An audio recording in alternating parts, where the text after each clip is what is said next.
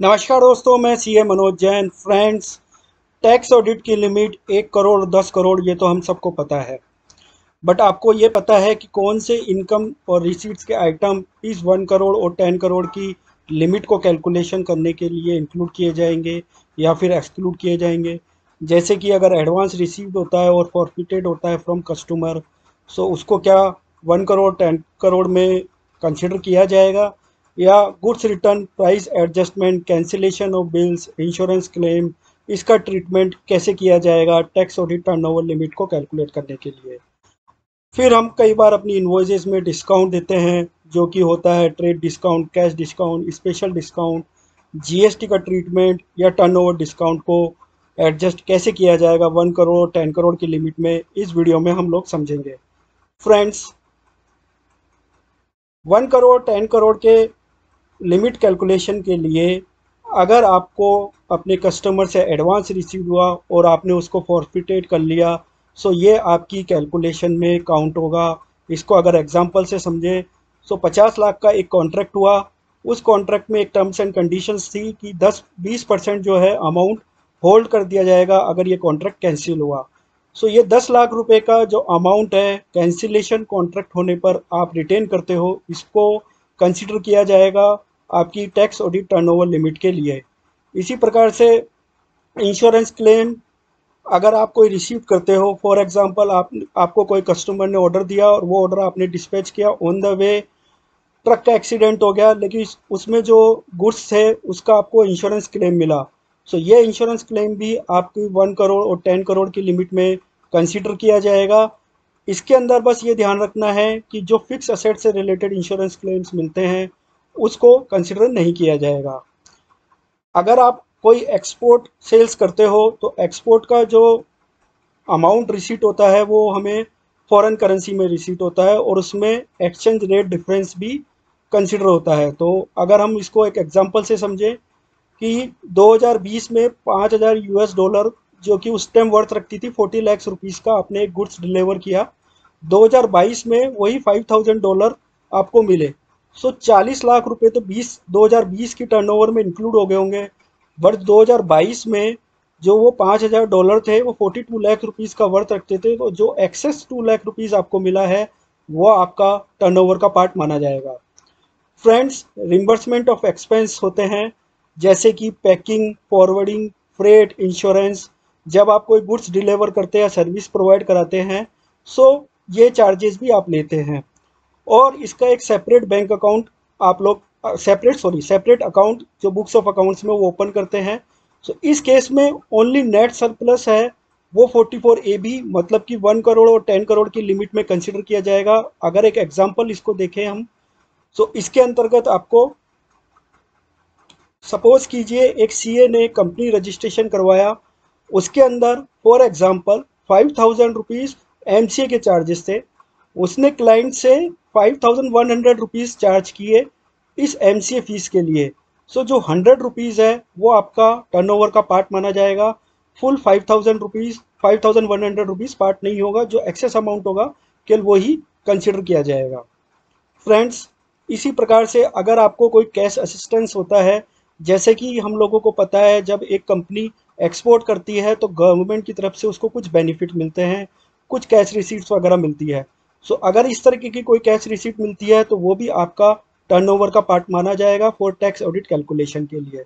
Speculative transactions जो share market में होते हैं, जैसे कि आप इंट्राडे ट्रेडिंग करते हैं, ऑप्शन, डेरिवेटिव, इस प्रकार के ट्रांजैक्शंस करते हैं जिसके अंदर जो सेटलमेंट होता है ट्रांजैक्शंस का, उसमें कभी भी आपको एक्चुअल डिलीवरी नहीं मिलती है या कमोडिटी आपके नाम पे ट्रांसफ़र नहीं होती है। उस केस में नेगेटिव और पॉजिटिव, मतलब कि जो आपको लॉस हुआ है या प्रॉफिट हुआ है, दोनों को कंसीडर करना है। 1 करोड़ या 10 करोड़ की लिमिट के लिए नेगेटिव साइन को आपको ये मानना है कि वो पॉजिटिव है। तो मतलब अगर 10,000 का प्रॉफिट हुआ और 20,000 का लॉस हुआ तो 30,000 रुपये आपकी टर्नओवर में कंसिडर किए जाएंगे। बहुत बार हम स्क्रैप सेल्स करते हैं। ध्यान रखिए, इस स्क्रैप सेल्स को हम हमारे बुक्स ऑफ अकाउंट्स में मिसलेनियस इनकम में दिखाते हैं, बट ये भी हमारी जो है टर्नओवर का पार्ट बनती है फॉर टैक्स ऑडिट कैलकुलेशन के लिए।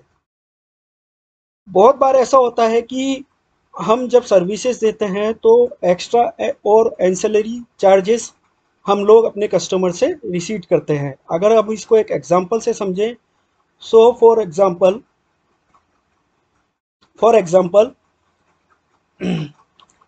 आपने इनवॉइस में packing, freight, forwarding, interest, commissions ऐसे चार्जेस जो है अपने कस्टमर से रिसीव किए।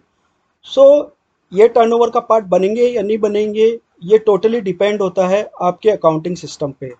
अगर कंपनी इसको सेपरेट अकाउंटिंग नहीं करती है, मतलब इसका पूरा का पूरा पार्ट सेल्स में कंसिडर कर लेती है, सो ये चार्जेस भी आपके टर्नओवर में इंक्लूड हो जाएंगे। इसी प्रकार से अगर आप बिलिंग में इस प्रकार के जो एंसेलरी रेवेन्यूज़ है या एक्स्ट्रा चार्जेस हैं उनको सेपरेट नहीं दिखाते हैं, तब भी ये आपके टर्नओवर का पार्ट बन जाएंगे। अदरवाइज ये जो एंसेलरी और एक्स्ट्रा चार्जेस हैं जो कि commission, forwarding, interest, packing, freight के रूप में मिलते हैं, ये कभी भी आपके टर्नओवर के पार्ट नहीं बनेंगे अगर आपने इसकी सेपरेट अकाउंटिंग ट्रीटमेंट किया हुआ है और इनवॉइस में इसको सेपरेटली दिखाया हुआ है।